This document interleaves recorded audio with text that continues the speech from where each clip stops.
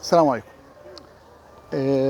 زي ما قلت في فيديو قبل كده اللي انا سجلته على مبنى البرلمان ان في بودابست، ان بودابست بتنقسم منطقتين: منطقه الاماكن العاليه وهي بودا، منطقه الاماكن الاراضي المنخفضه وهي بيست. انا حاليا في منطقه بودا اللي هي الاماكن العاليه او الاراضي العاليه، وفي حاجه اسمها فيشرمان باستيون او هلاس باشتا باللغه المجري، وده معناها برج بتاع الصيادين او برج المحاربين الصيادين، حاجه زي كده. شايف في صوره لحد هنا برضو محارب اهو، وفي الكنائس الموجوده. في هناك كنيسه تذاكر هنا الدخول بحوالي 2200 فرون، دي هي العمله بتاعتهم، يعني حوالي 3 يورو تقريبا، يعني مش غاليه. انت تحس ان انت تقدر تشوف كل بودابست من فوق.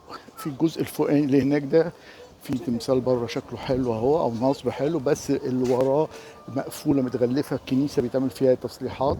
في الكنيسه اللي هنا دي المنظر بتاعها رائع، ده تذاكر الدخول. هنا انا شايف النهر الدانوب كله من فوق، المنظر حلو جدا. الاخضر اللي هناك فوق ده القلعه، يمكن ان شاء الله اروحها. شايفين المباني هنا عامله ازاي؟ بقول المباني هنا دايما في بودابست تتسم بالفخامه. الظريف ان من هنا من الناحيه الثانيه او الضفه الثانيه من النهر الدانوب، من عكس ما كنت في عند مبنى البرلمان. فمبنى البرلمان اهو شايفينه الناحيه الثانيه هناك. في مباني ثانيه شايفين الاثريه، المبنى البني ده، ومعظم اللون البني ده موزايك، وده بيستخدموه اعتقد في حاجات كتيره لان الكنيسه اللي ورايا موجوده. بس اهم حاجه هنا مبنى البرلمان اهو واضح، النهر بتاع الدانوب واضح. انا شايف في ابراج الناحيه التانية برضو، ما اعرفش دي لها علاقه بنفس التذكره ولا لا.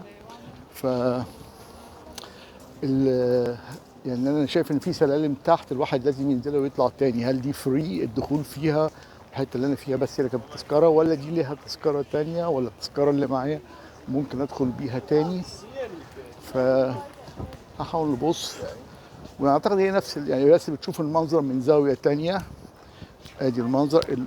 في العربيه الزرقاء اللي تحت دي اللي بتروح للقلعه او بتيجي من القلعه اللي قلت عليها في الناحيه اللي من شويه، مكتوب عليها العربيه الرسميه الاوفيشال بودابست كاسل باص، الاتوبيس الرسمي لقلعه بودابست.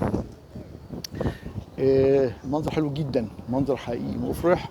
نحاول يعني في الفيديو بتاع البرلمان ما ظهرتش فيه، مع اني بحب اظهر دايما، بس انا هحاول اظهر هنا في الفيديو ده اللي فيه البرلمان ثانيه من نهر الدانوب، عشان بحب اوثق الحاجات اللي انا شفتها او زرتها اكون ظاهر فيها. ارجع تاني كده على الناحيه دي من هنا. في على فكره جنينه هناك، في حد كان بيعزف من شويه ناي، انا سامع فيها موسيقى تانية بتعزف. شايفين في تحت واحد معاه الصقر بيقف يتصور بيه الناس، يعني الناس يصوروا بيه، ما اعرفش بياخد كام. نشوف برضو لما ننزل. خلينا نشوف الصوره هنا تاني، ندخل نشوف اذا كان نفس التذكره دي بتروح الناحيه التانية، او لازم انزل ولا لازم اطلع خالص وادخل من الناحيه التانية. انا مش عارف اوريكم المنظر من هناك برضو، كان في ناس راحوا سبقوني.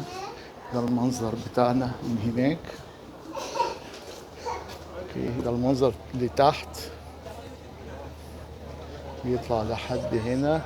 هو في برج هناك تاني يمكن يكون اعلى من البرج ده اللي انا فيه، او زيه، يمكن يكون زيه، بس انا حاسس انه اعلى شويه. هل بتشاف منه زاويه تانية ولا لا؟ هحاول اشوف ايه بالظبط نظامها. يمكن اكتفي بهنا بس انا كده، خليني اقدر اشوف ايه. هل من هنا الدخول ده كده؟ اعتقد لا تبعها، ان في سور هنا. انا ما روحتش هناك لسه الناحيه الثانيه. هل ده هنا في ممر بس كده ولا خروج؟ لا، شكلها فيها التذاكر من هنا. ف انا مش عارف. لا كده ده شكله فيه الدخول، يبقى كده خلصنا الناحيه الثانيه. هل لها تذاكر لوحدها ولا ايه؟ انا حقيقي مش متاكد. نطلع تاني. انا مستمتع من هنا في اللقطات من هنا. هي اعتقد هي هناك بس من زاويه تانيه. شوفها منظر من هنا برضو. فانا كده زي ما بقول في احلى نقطة. في عيني غراب ده شكله متعور، فصمم حظه انه يظهر عندي في الفيديو. لقيته تحتي. لقيت منظر البرلمان من هنا اهو. هوا هنا يرد الروح، الجو حر جدا، بس الحمد لله هنا في العلو ده وفي الحتة دي الجو حلو جدا يعني.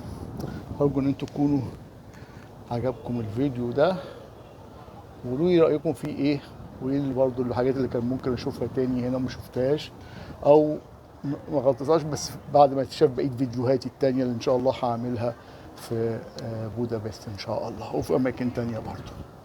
وأرجو إن يكون الفيديو عجبكم. ألف سلامة.